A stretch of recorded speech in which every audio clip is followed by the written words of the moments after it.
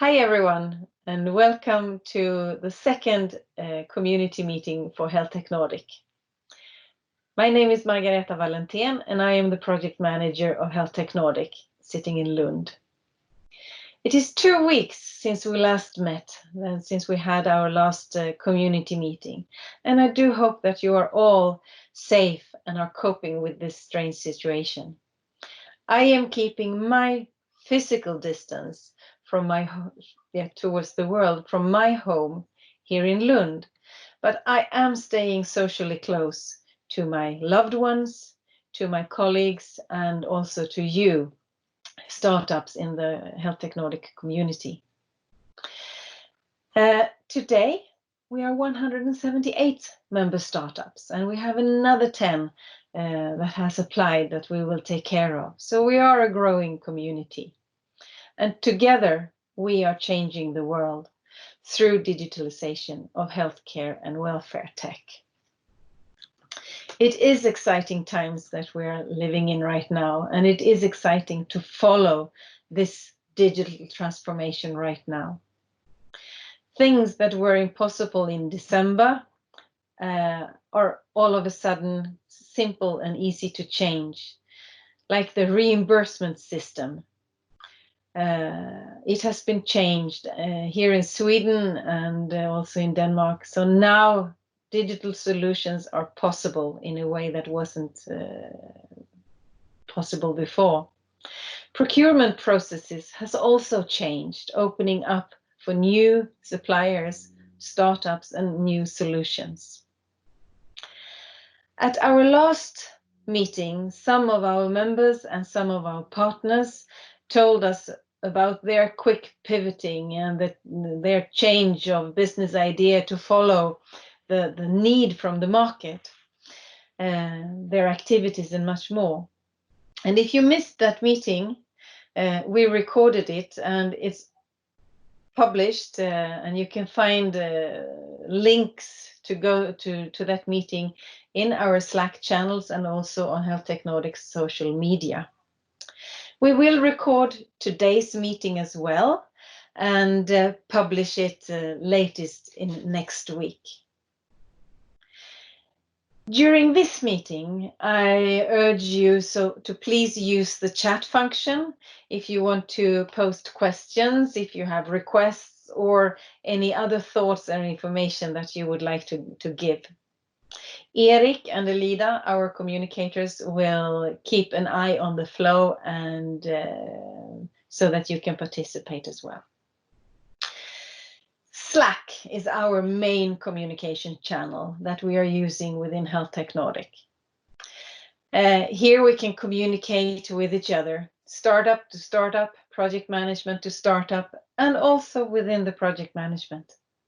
We have some general channels that is open for everyone. We have some special channels where we have cut out one subject, for instance, like COVID-19, test beds, or the growth team channel. And we also have some very specific closed channels that might be interesting for some of you, but we will make you aware of that.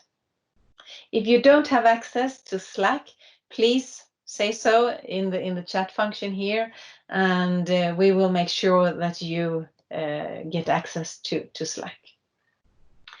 Now, HealthTech Nordic, as some of you know, is an EU-funded project.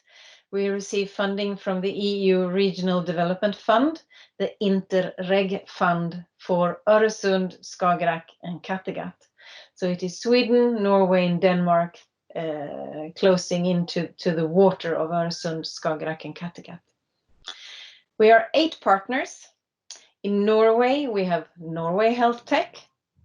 In Denmark, we have Copenhagen Bioscience Park, Cobis, and their owner Symbion, and also HealthTech Hub Copenhagen. And here in Sweden, we have Sahlgrenska Science Park Incubator in Gothenburg and Smile Incubator here in Lund. And together with Invest in Skåne and Innovation Skåne, where I work, we are 8 partners.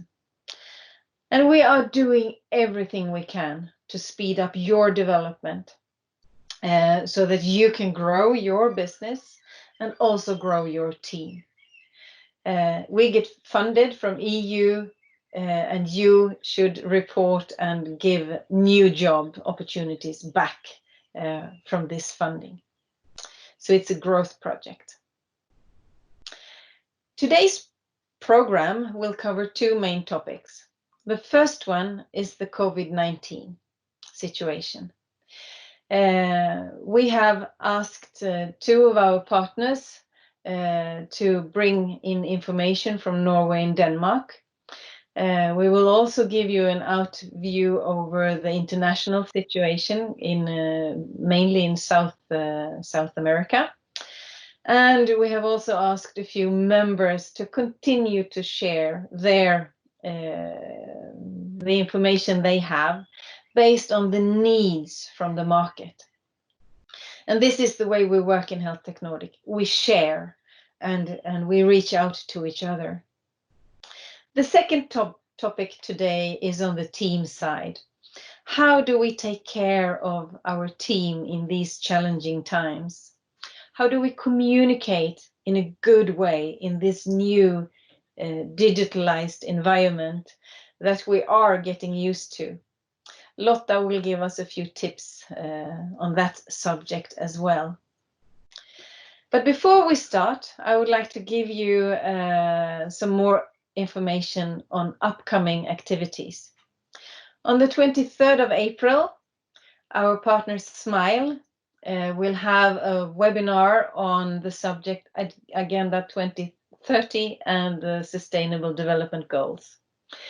We will post the invitation to this Zoom meeting in the chat here, so that you can click on it and save the date, 23rd of April.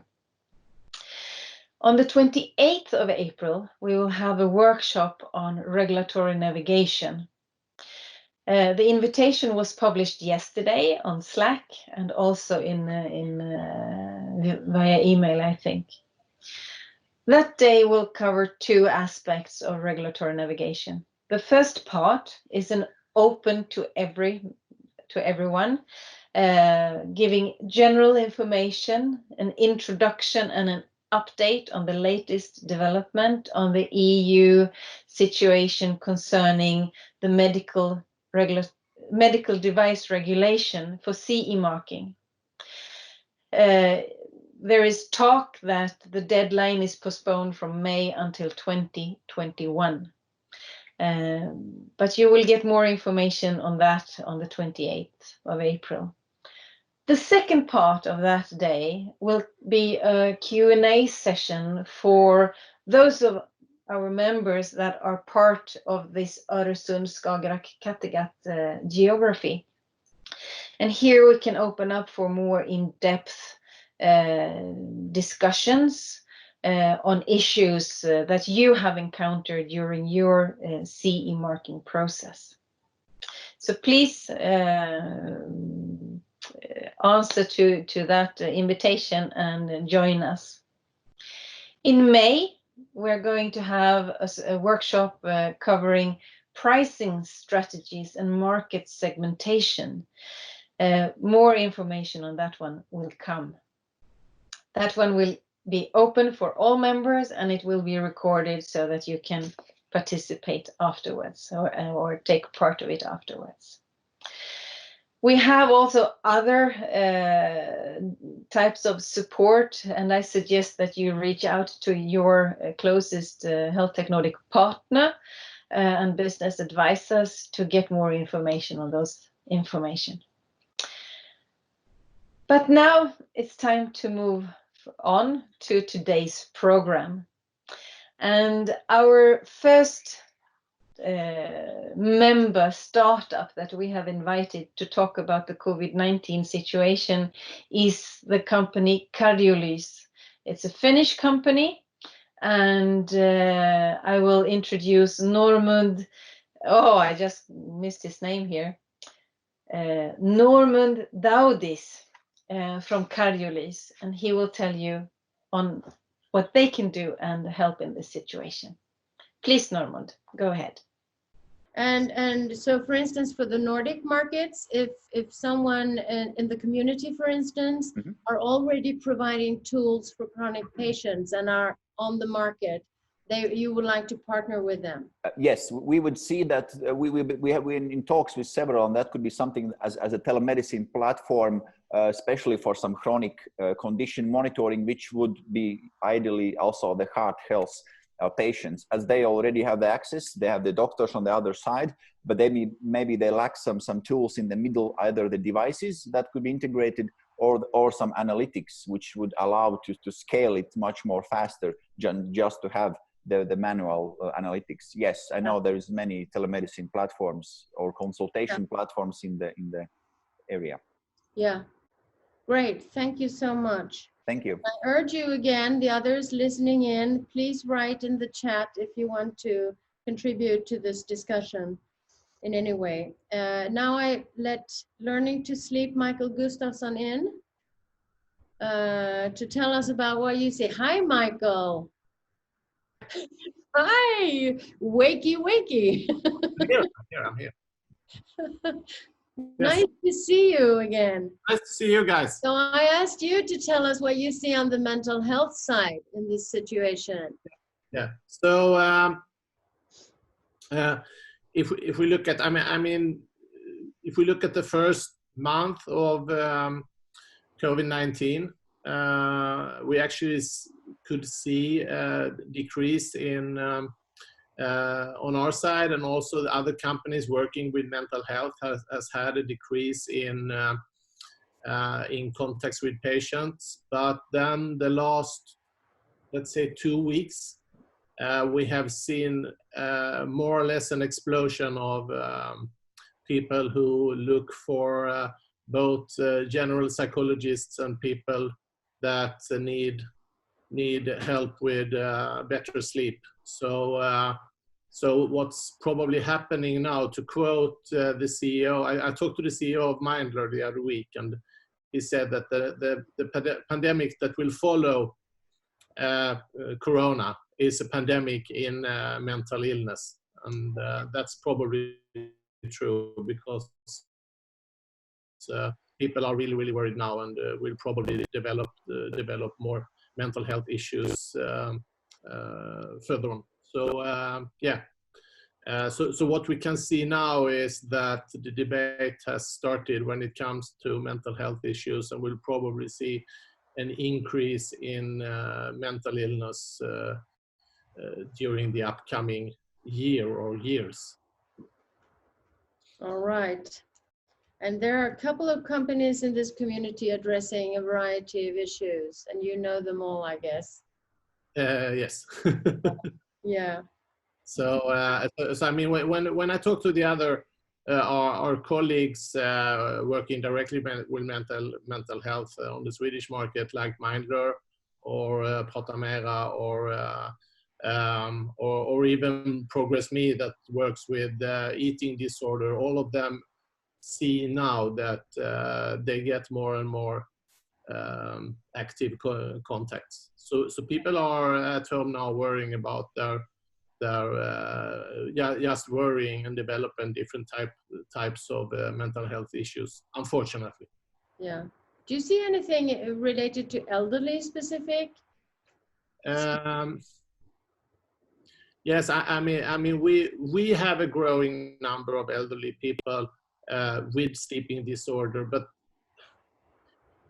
I wouldn't say that is something that have changed, because unfortunately the older you get, for some people sleeping problems increase when you get older. So for us, but for others, of course, I can just relate to my own mother. She is 85, and if Corona doesn't kill her, probably being at home alone and really, really bored, because she's a very active person, and now she can't go and visit her friends like she does every day, or come and visit us, and she is really she is getting depressed. Yeah. So I think that a lot of elderly people are sitting at home now, especially those who have been very, very active before. Yeah. They're sitting at home now being depressed. So she called me yesterday and said that, you know what, I sneaked out yesterday and went up to the neighbors. But I said, what? And she said, we were sitting like, 5 meters away and having coffee. I said, yeah, you should just do it.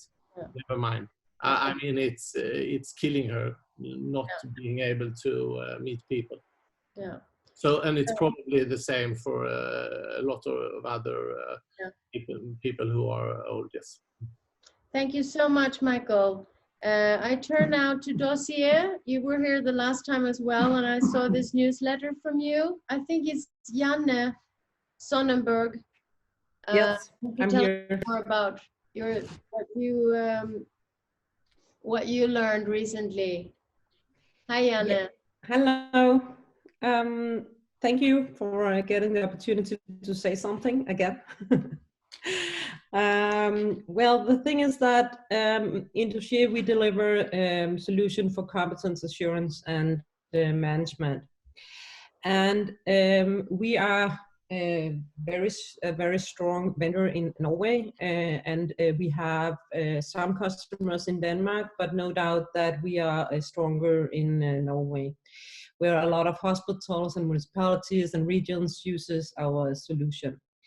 And during this COVID-19 crisis, we have had the opportunity to see how different Denmark and Norway has been handling the competence management in the health sector. Because in Denmark, and we find that interesting, and we didn't expect actually to see this, and that is also why we think we would share it in our newsletter. Because in Denmark we have seen a lot of manual processes, a lot of like Excel sheets, and people handling manually who is going to get what education and when. It has been very difficult for people to actually get an initial overview of which nurses and health workers who do have the skills in beforehand. They have to rely on what's in the head of the department nurse or the educational manager. Of course, a lot has succeeded both in Denmark and Sweden and Norway. I think every health sector has been handling this very well. We see that, and I'm sure we agree that a lot has been done very great. But nevertheless, we have seen now in Norway that they have had an easier time doing structured competence management. And competence management in this context is kind of really simple. It's infection prevention plans. It's how to deal with elderly if you help them in their homes. Also, of course, more complex about respirators and stuff. But everybody have had the need to kind of get a lot of education out there, and get people to do it so that they could be competent to take on new tasks in this crisis situation. And because that Norway, a lot of organizations in Norway are already using a Dossier competence solution, they have actually had the data on who do have the initial competences, who can we use as is, who do we need to educate, and follow up on who will get this, who has fulfilled the education. Yeah. And that makes things a lot easier. We hear from our customers now that they feel that the way of handling the competence development process have spared them a lot of time. It had structured it. It had made them. It made it much easier to document, and therefore also more secure. I must say that this is not like it's our perception. So it's not like it's for everybody, and maybe you can find somebody who will say differently. This is only what we see, but we have seen a lot, I will say.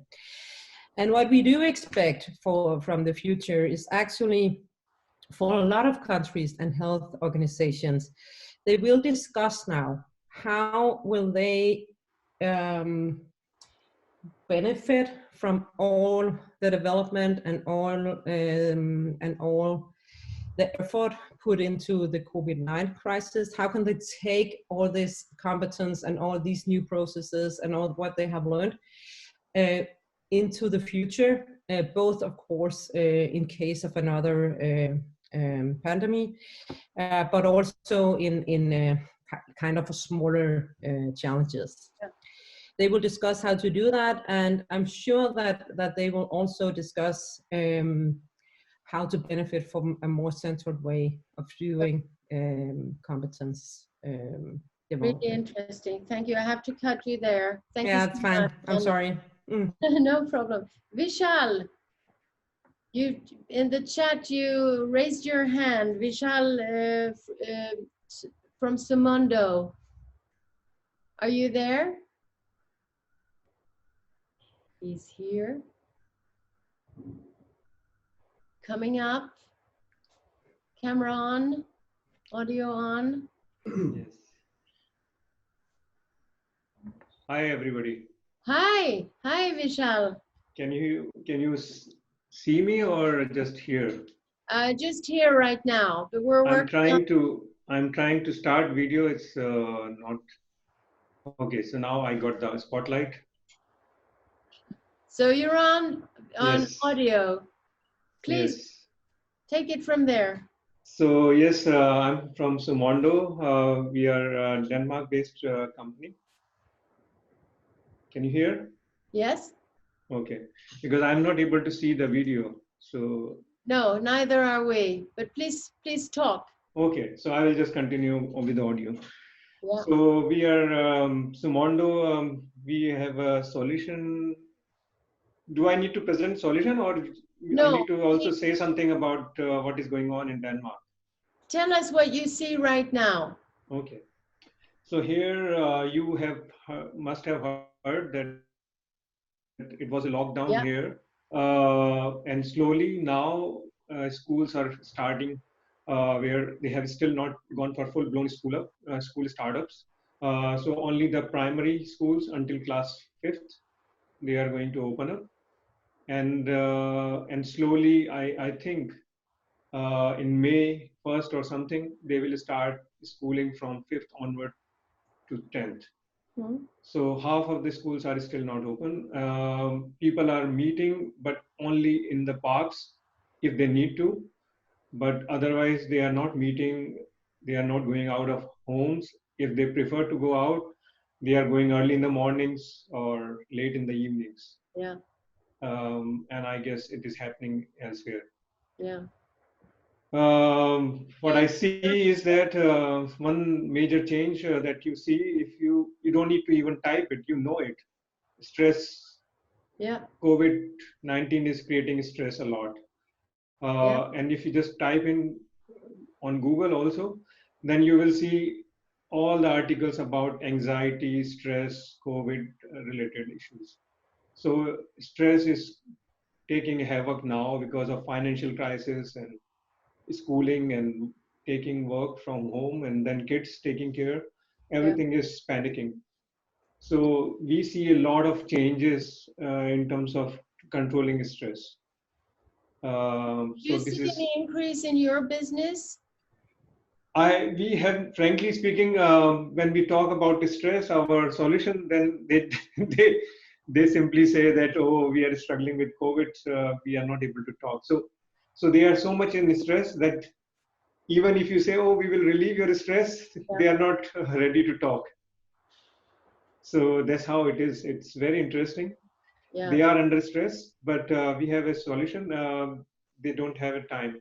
So what we have done now, because of taking this thing into consideration, we are offering our solution for free for until end of June. Great. And you're So using your track record with the businesses that use your solution? yes, You yes, do that as a story. yeah, yeah. Thank you so So much. yeah, I so need that. to bring on the next Okay. speaker. Thank you, Thank Vishal. you, thank you. So Odd Arild Lene from Norway. What is happening right now at your end? Yeah, what's happening? I think it's more or less the same situation as in Denmark.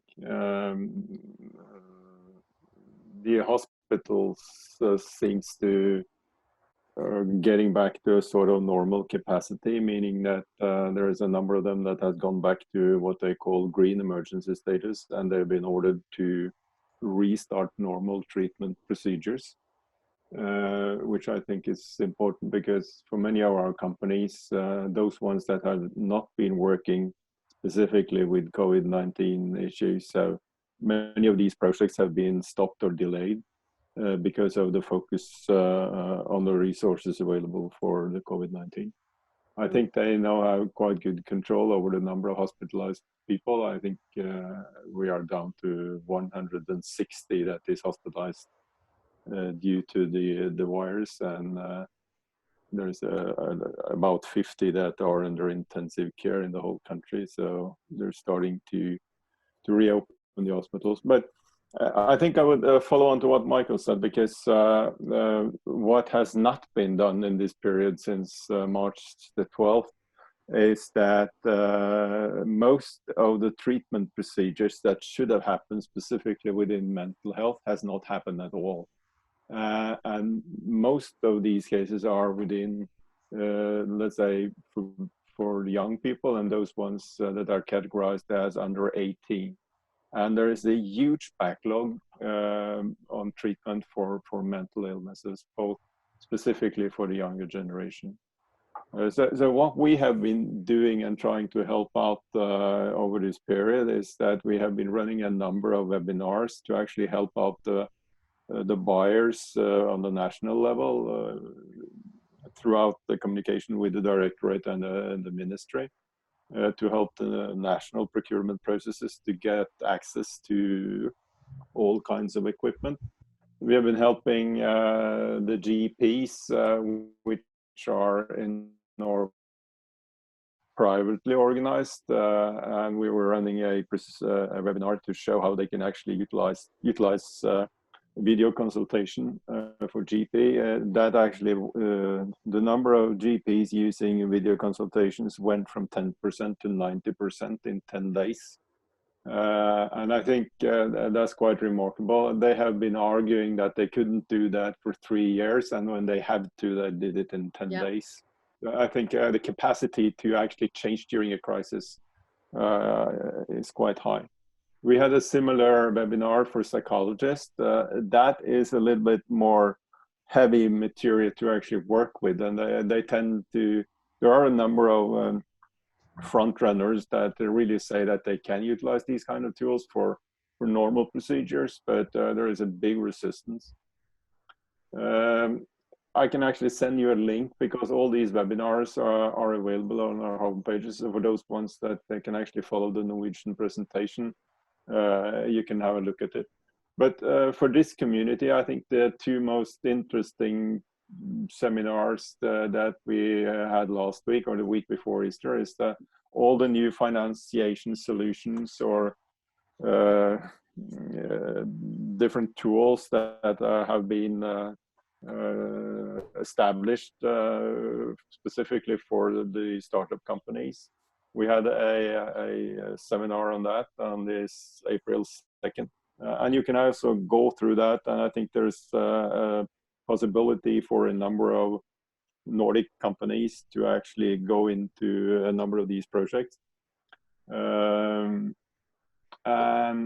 where do we find that? I'll send the link afterwards. Could you put that on Slack? I'll do that. On the COVID-19 channel? Yep. Thank you. And we had a specific seminar on distance monitoring where the hospitals and the municipalities were presenting where they think they can actually start to utilize these kind of solutions. So let's say the first wave of crisis seems to be under control, but no one really have the control of the next wave that's actually coming up, and that's the need for treatment, let's say, to the end of the year, of many groups of people, both multi-chronics and those ones that are under mental treatment.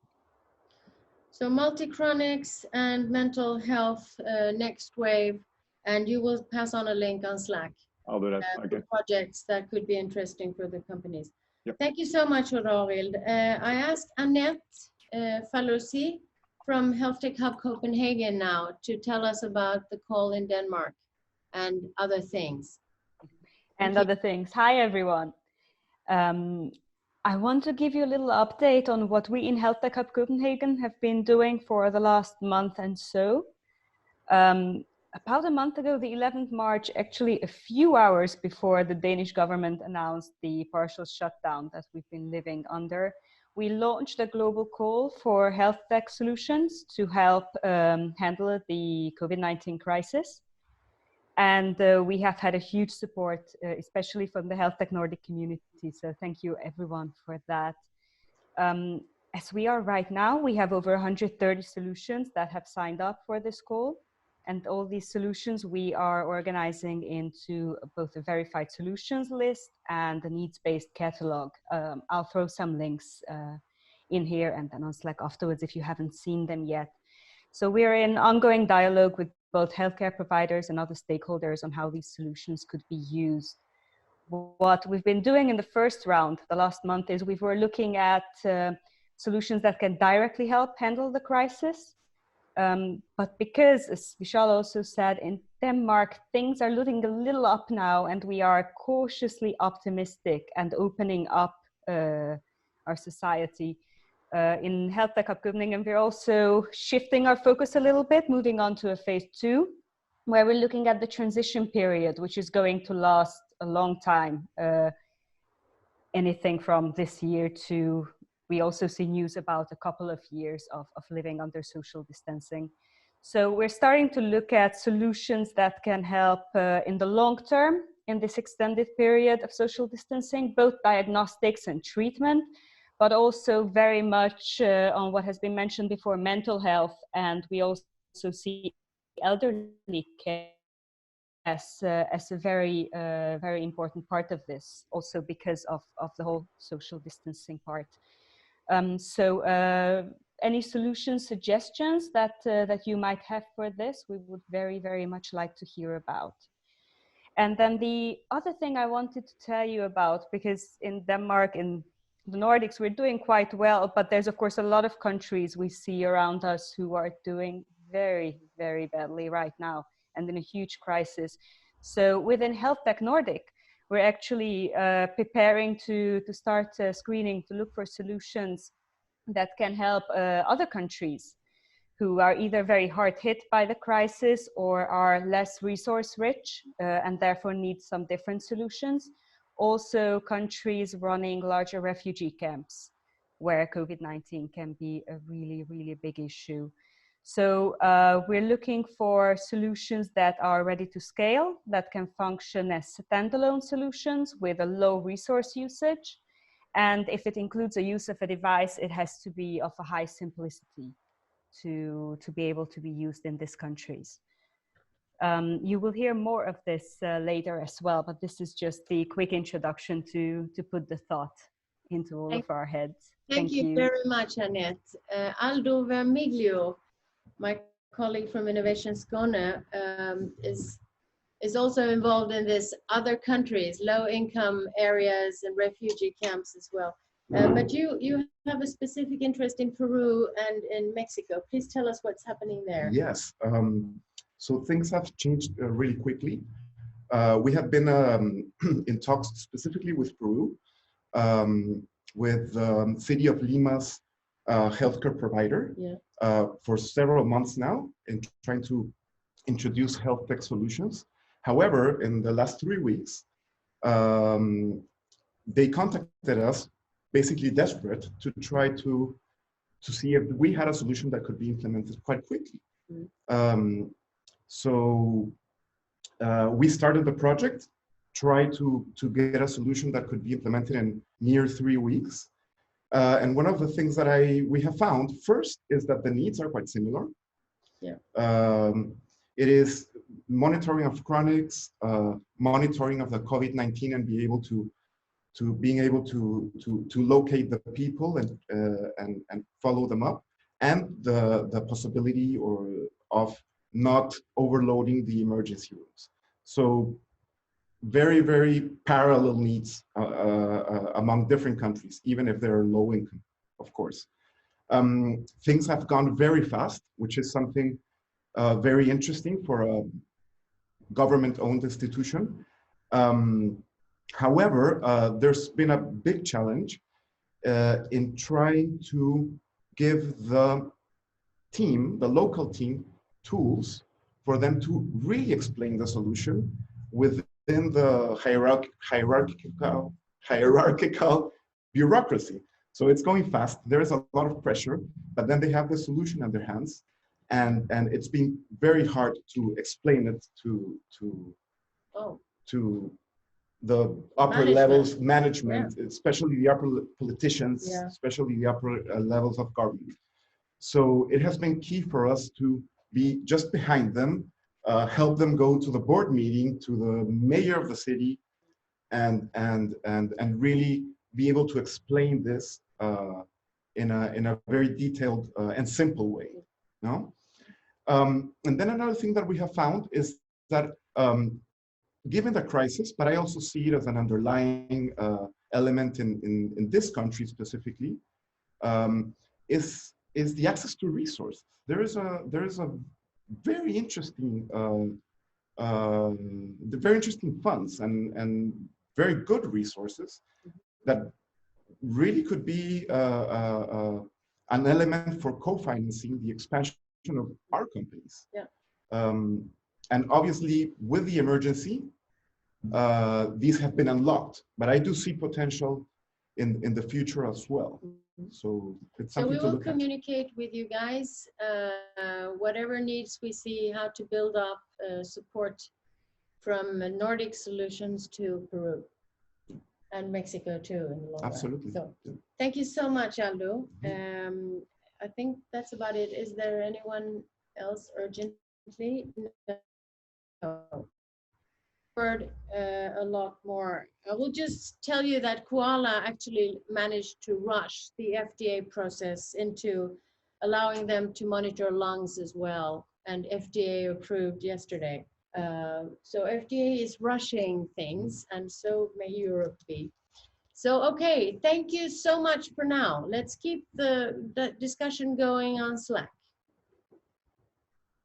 So now we turn to Lotta. Hi, everyone.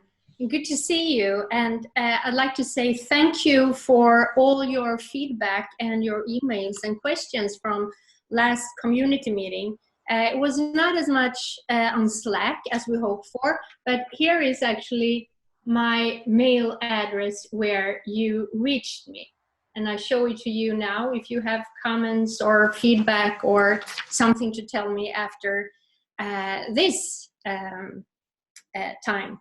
So it's sure is time for big and deep thoughts right now. And that goes for the whole world.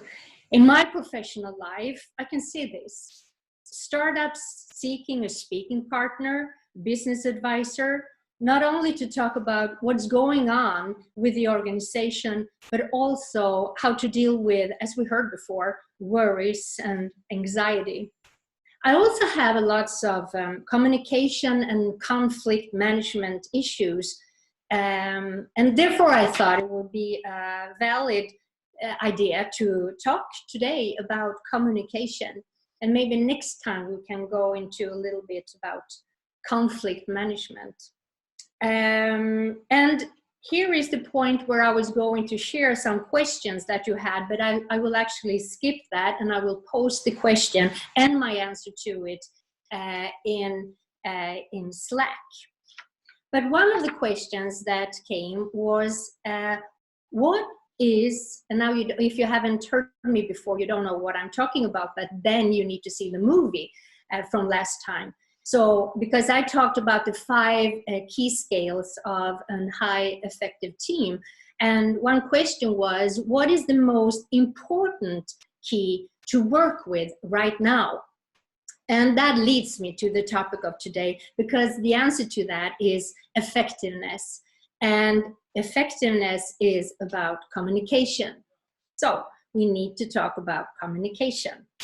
And not from the technology perspective, but from a human and behavioral perspective. And maybe you will find my reasoning a little bit different, from a different perspective than that you might be used to when you have participated to different communication trainings. But, you know, I go from here. Communication is the soothing oil between human beings. That is how we get the great power of working together to get the synergy effect that makes us innovative, successful, and happy. And it's the key to a great relation. So someone will go, nothing, especially today, nothing compares with in real life meetings, physical meetings. And I will go, well, okay, people, we are being challenged. For example, I will show you this. Let's see if you, now you see it. Maybe you've seen these numbers before. Maybe you've seen 55, 38, 7. It really doesn't matter exactly the numbers, but it is how it is the amount, is how it is. So what it is, and I show you my next PowerPoint, it is about how a message is being received, how a message is being understood, and if we really, how we believe it. So you see the same number, but with the explanation here. So 60% of how we understand the message and how we will believe it comes from the non-verbal communication. 30% comes from my voice, and only 10%, it's the words, is actually about what I'm saying. I am a nice person. So, an example. I said, I am a nice person, but you probably didn't believe me because my voice was hostile and a little harsh maybe, and my body language was just covering you with anger. So here is where we are today, and here is what I mean that we are being challenged, because you see me now, you only see my face and my upper, and I have to work hard with my upper part, and you cannot read the whole me. So can you trust me? Well, I have to put an effort to my voice and to how I'm saying stuff. So yes, in real life meetings, they are outstanding. And being close physically, and especially to someone that I really appreciate being physically close to, is unbeatable. But digitalization is here to stay. And we can actually achieve outstanding meetings and communication if we do it in the right way. So it's also good. We have in our meetings, in our communication, we're dealing with 2 processes. One is about what we are talking about. And you saw that was the 10%. It is the issue, the topic, the words, the meaning of the words, the rational part. And the other process is the how process. The other numbers you saw is how we talk about it. In communication in general, we need to put a great effort to how we talk, always.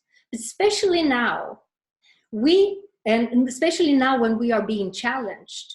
So put as much effort to use and to be focused and work with the how you have your meetings, you have your communication, as much as you put the energy on the technology.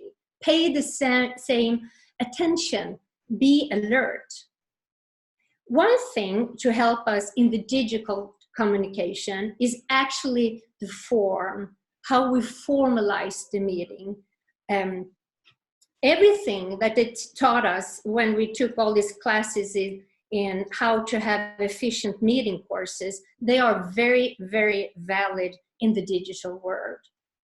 Who and the right people to invite, preparation and planning, why we have this meeting, the agenda, how much time we're gonna spend, how to plan the time, keeping the time, the technique, and how you want to use the chat function that we have digital. All this because what we strive for is to have the most natural and in real life, face-to-face meeting as possible.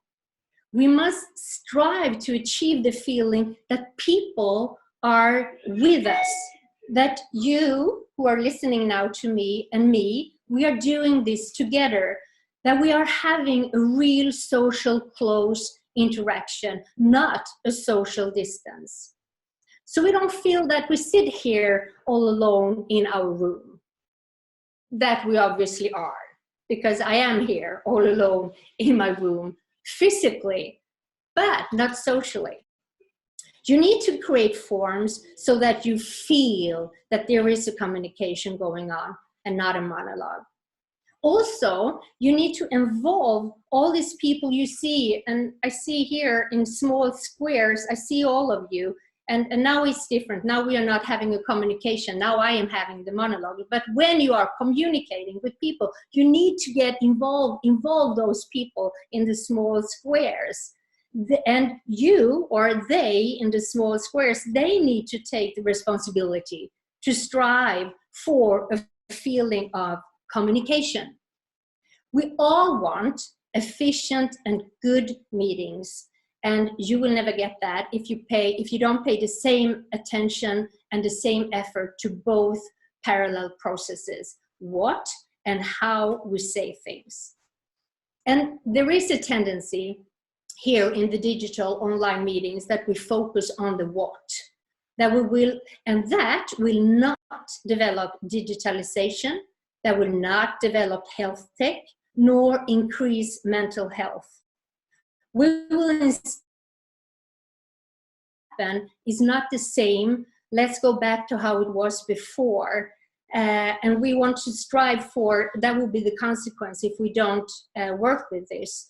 And we will miss out how effective this digitalization is, that we really can help and reach so much more people globally and reach the global health. So it's inevitable. We need to develop and learn more about how we actually do this. So you want a communication where there is trust, openness, loyalty, accountability, commitment, and you will not get that if you not work with the how. And you're not supposed to say not the whole time, so I rephrase it. You will only get that if you work with the how. Trust me on that. And some concrete how tip, I'll share that with you. I will actually post it on Slack, because that will save me some time, because I have a major message here. And that is that it was a little bit that Michael and the other people, that when you were talking about mental health, and that is that some people feel that this is uncomfortable with the digitalization of social and human interactions. They are longing to go back to how it was before. And we who have the experience, the knowledge, the competence of how good, efficient, and life-saving it could be, of course, to have in real life communication, but how well that goes hand in hand with digitalization. We have a mission. We have a message to tell the world, because we know that when they go like,